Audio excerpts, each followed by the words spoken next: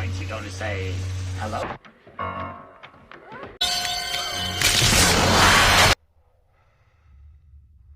It's the power. Here's Johnny! I'm just gonna preface this review real quick with this disclaimer. I haven't read the original 1986 novel apart from a little ways after the trial for Adrian Mellon's murderers, and I haven't watched the original version of this, so what I'm watching is the two parts that have had the credits somewhat lazily cut and put together to make one 3-hour movie, but from what I understand it doesn't affect too much. But with that out of the way, let's dive into the review. It is a 1990 miniseries that adapts the 1986 Stephen King novel It, and it was directed by Tommy Lee Wallace of Halloween fame, and adapted by Lawrence D. Cohen, with Richard Leiterman handling the cinematography and Richard Bellis composing the music. It would be the first of 4 adaptations of the novel and is best well known for Tim Curry's extremely creepy performance as Pennywise, who before this was previously best known for being in the Rocky Horror Picture Show, which is a movie that exists I guess, which if anything I can thank for that one song. And for inspiring a one-piece character. It follows an ancient, trans-dimensional evil entity that can take the form of someone's deepest fears, most often taking the appearance of Pennywise the Clown.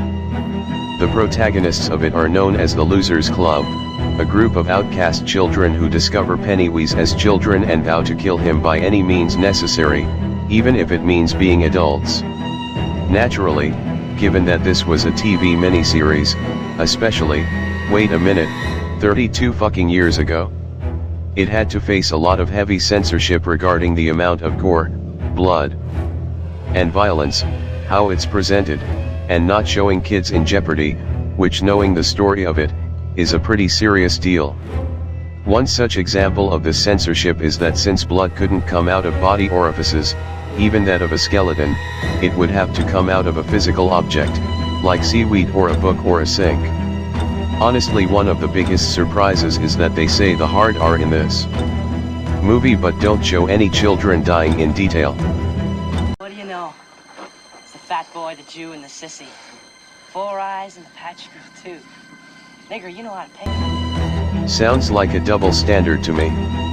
One strength of the It miniseries that is shared with the novel is that it's not just horror but a character-driven drama too, and even as adults, the fear Pennywise instilled in the main characters is just as strong. In fact, one of the characters, who was already drunk, started drinking even more and almost jumped off a building when he remembered Pennywise. And another one is constantly refusing to believe and help until nearly the end despite empirical evidence proving otherwise.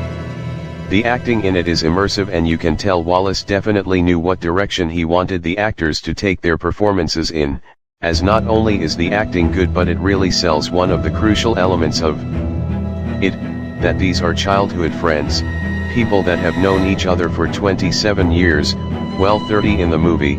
Everyone has such a warm, dynamic, and human chemistry that it's hard to not be drawn in.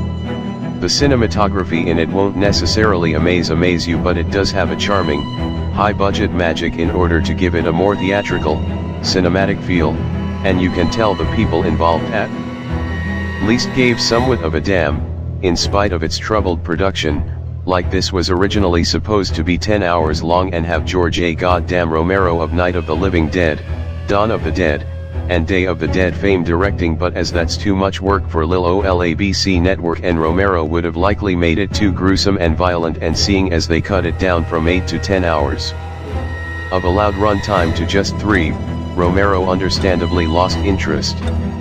The story, as I said, is great, and apart from being fairly creepy, is a character drama that involves such themes as coming of age and facing your fears that only hints at the history of Derry, Maine, and the disease of sorts that had taken hold of the town.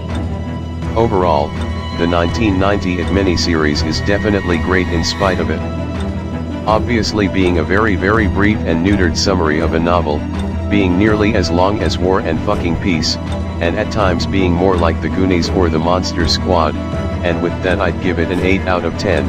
As in spite of its shortcomings it's still quite strong as a horror film itself, and I imagine the book is even better. And that'll be the video.